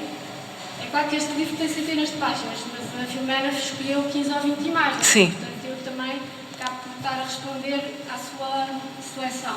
Claro. Aquela serpente que teve ali imenso tempo projetada e outras mais pequenas, para além das camadas todas de leitura que são conhecidas e que a Filomena falou algumas, é também a cadeia serpenteante do ADN. Não é? Pode ser, para nós agora, não é? Algumas tradições. Há povos na Amazónia que a leem assim e que a desenham assim, porque dizem que durante o êxtase xamânico vêem serpentes que são informação direta que julgam eles estão a receber sobre o funcionamento do ADN. Que eles não chamam assim. Claro. Mas que é Sobre a matriz de todos. e, portanto, o ADN, ou seja, a herança familiar que a Filomena sempre vai evocar como essa luta ali sempre latente, é para mim a principal ousadia e originalidade do Amadeu a fazer esta prenda. É. Obrigada, Leonor. Não é bem uma pergunta, é uma consideração muito bem achada, agradeço-lhe muito. E na altura, quando pela primeira vez tive a ocasião de ver este livro, em 2005, para depois escrever o texto para 2006, 2005, 2004, 2004, 2005, eu associei também à serpente do Oraibi, do Abivárvoro, do ritual da serpente. E a serpente, nesses povos do norte, da América do Norte, dos Pueblo, exatamente, é o raio, e o raio faz a ligação entre o céu e a terra, justamente, é uma ligação, a serpente tem essa capacidade. E mais, o Abivárvoro, que vinha numa tradição hebraica de cultura germânica, e de cultura grega e renascentista, como sabemos, um historiador tão sabido, tão maravilhosamente culto como ele, e também de filosofia e de literatura, que fez essa conferência sobre o ritual da serpente para mostrar que estava curada a sua esquizofrenia, de uma experiência que ele tinha tido há 30 anos.